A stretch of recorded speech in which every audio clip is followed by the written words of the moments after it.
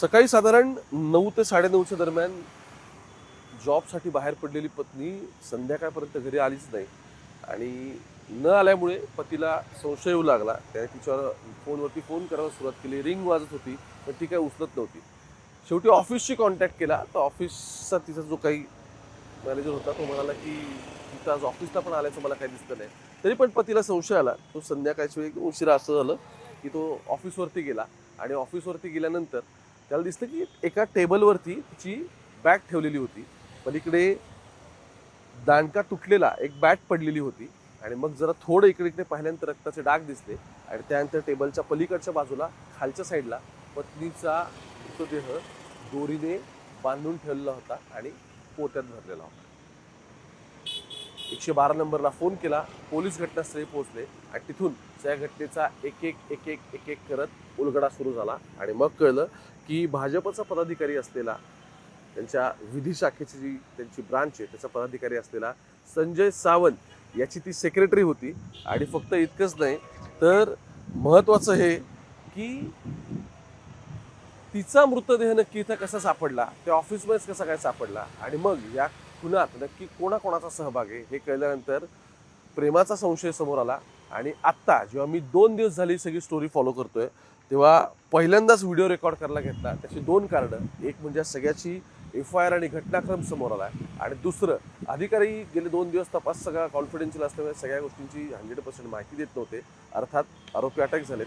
त्यांचे जेव्हा आता स्टेटमेंट्स रेकॉर्ड केले जात आहेत त्यावेळी कळतंय की एक्झॅक्टली सेक्रेटरीला जी महिला आहे तिला संजय सावंतने स्वतःच्या पत्नीशी संगनमत करून कसं संपवलं या सगळ्याची स्टोरी तुम्हाला आता सांगतोय. नमस्कार, मी ओमकार. मुंबई तकमध्ये तुमच्या सगळ्यांचं स्वागत. अर्थात थेट FIR वाचायला सुरुवात करतो.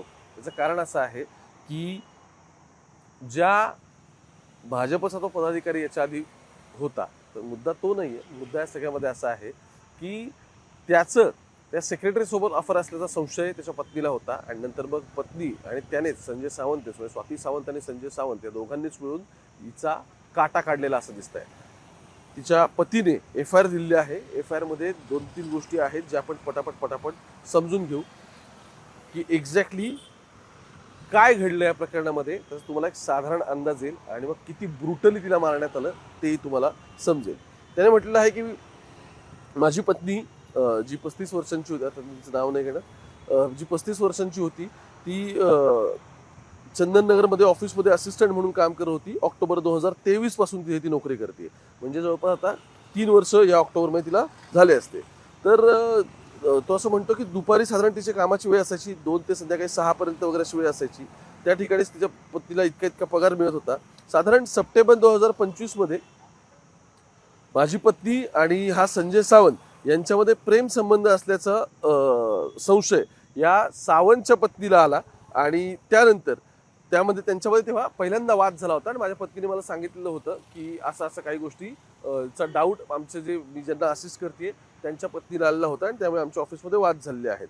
आता असं काही नव्हतं आणि तेच त्याने सावंत त्यांच्या पत्नीला समजवलं पण तरी सुद्धा पत्नीने त्यावेळी वाद घातला. पण तात्पुरतं हे सगळं प्रकरण मिटलेलं होतं. आता त्यानंतर असं झालं की मग एप्रिलची 16 तारीख उजाडली. सकाळी 11 वाजता तो म्हणतो की मी पण कामावरती गेलो. त्यानंतर माझी पत्नी ही दुपारी कामावरती जायची पण त्यावेळी दुपारी तिचा मला फोन आला आणि तिने मला विचारलं की मी दुसरीकडे जॉबसाठी इंटरव्ह्यूला जाऊ का. असा पत्नीचा फोन आला. बहुतेक ती स्विच शोधत असावी की आता दुसरीकडे बघावं वगैरे जॉब. तर तिने तिच्या पतीला विचारलं. म्हणजे ही कोण, जी व्हिक्टीम महिला आहे या सगळ्यातली, तिने तिच्या पतीला विचारलं जो पती या प्रकरणामध्ये आता फिर्यादीने तक्रार दिली. दुसरीकडे इंटरव्ह्यू जाऊ का विचारलं तेव्हा तो म्हटला की अगं दुसरीकडे कशाला जातेस, तुला आहे ते आता काम सगळं झेपत नाही, तेच तू काम नीट सांभाळ आणि तिथेच सांग. असं करून त्याने फोन बंद केला. दुपारी 3:10 त्याला तिच्या मालकाचा फोन आला. म्हणजे कोण, संजय सावंतचा फोन आला. संजय सावंतने 3:10 फोन केला आणि तो म्हणाले की पूनम एक्झॅक्टली कुठे आहेत, त्याचे काही अपडेट आहेत का, कारण ती ऑफिसला आलेली नाहीये. मग मी सांगितलं की तुम्ही पूनमला एकदा फोन करून विचारा, मी पण माझ्या जॉबला आलेलो आहे. तर ते म्हटले की पूनमचा फोन लागत नाही. आता त्याच्यामुळे मी मग माझ्या पत्नीला फोन केला. आता तो फोन केल्यानंतर तिच्या मोबाईलची रिंग वाजत होती पण तिचा फोन उचलला नाही. त्यानंतर वेळोवेळी मी माझ्या पत्नीला फोन केले, पण तरी सुद्धा मोबाईलवरून तिने फोन उचलला नाही. जवळपास ह्या सगळ्याला 1 तास झाला. म्हणजे 3:10चा पहिला मेसेज, त्यानंतर 4:10 जवळपास झाले आणि मग त्यानंतर परत एकदा मी फोन केला. मग ते I will call you later अशा नावाची जी आपल्याकडे टेम्पलेट स्क्रिप्ट येते तशी तिथे आली. मग तो म्हणतो याच्या सगळ्यानंतर आणखी अर्ध्या तासानंतर मी माझ्या पत्नीला परत फोन केला, पण तेव्हा पण तिने उचलला नाही. आता काही वेळानंतर माझ्या पत्नीला परत फोन केला, त्यानंतरही तिने उचलला नाही. मग नंतर तिचा फोन डायरेक्ट नॉट रिचेबल येऊ लागला. त्यानंतर मी माझ्या कामावर रात्री 9 वाजता घरी आलो, पण पत्नी घरी आलेली नसल्यामुळे ॲडव्होकेट सावंत यांना मी परत व्हॉट्सअपवरून मेसेज केला आणि मी त्यांना म्हटलं की ऑफिसवर जाऊन पाहिलं, पण तुमचं ऑफिस तर बंद होतं. पत्नी कुठे आहे एक्झॅक्टली? तर मग शेजारच्या टेबलवरच्या दुकानामध्ये असलेल्या एका महिलेला माझ्या पत्नीबाबत त्या ऑफिसच्या बाजूला शेजारी आणखी एक दुकान आहे, जे ऑफिसचं शटर डाऊन होतं संजय सावंतच्या, त्याच्या बाजूला आणखी एक दुकान आहे. तर तिथे त्यांनी विचारलं की पत्नी तुम्हाला दिसली का, कारण तिथे दररोज कामाला यायची. तर त्याने विचारलं. ते विचारल्यानंतर तिने तिथे असं सांगितलं की तुमची पत्नी मी आज काही ऑफिसला आल्याचं बघितलेलं नाहीये, पण सावंत वकिलांची पत्नी व मुलगी दुपारी ऑफिसला आलेले होते असं त्या बाजूच्या बाईने सांगितलं. ठीक आहे. त्यामुळे ॲडव्होकेट सावंत यांना मी परत कॉल केला, कारण त्यांच्याकडेच याची पत्नी असिस्टंट म्हणून काम करायची. मग सावंत यांना कॉल केल्यानंतर सांगितलं की तुम्ही वाघेश्वर मंदिराकडे जाऊन पहा असं सावंतने सांगितलं. बरं का, तुम्ही वाघेश्वर मंदिराकडे जाऊन पहा. पूनम तिकडे गेली असेल. मग त्यानंतर हा तिचा पती गेला वाघेश्वर मंदिर परिसरामध्ये जाऊन बघितलं. तिथे तिने शोध घेतला, पण तिथे ती काही मिळून नाही आली. आता हे सगळं झाल्यानंतर ॲडव्होकेट सावंत यांना मी परत फोन केला की मी असं करतो की लक्ष्मीनगर पोलीस स्टेशनला जातो आणि माझी पत्नी मिसिंग असल्याची तक्रार देऊन टाकतो. मग रात्री 12:30 वाजता पत्नी मिसिंग असल्याची तक्रार दिली आणि हा बाबा ह्याच्या घरी निघून आला. तोपर्यंत सावंतने कसलाही थांगपत्ता लागू दिला नाही. ॲडव्होकेट आहे बरं का. आणि हा ठीक आहे. मग त्यानंतर 17 तारीख उजाडली. त्यानंतर तो परत लक्ष्मीनगर पोलीस स्टेशनच्या इथे गेला. त्या ठिकाणी पत्नीचं ट्रेसिंग करण्याचं काम चालू होतं. मग शोध घेण्यासाठी त्यानंतर त्याचे तिथे वडील पण आलेले होते.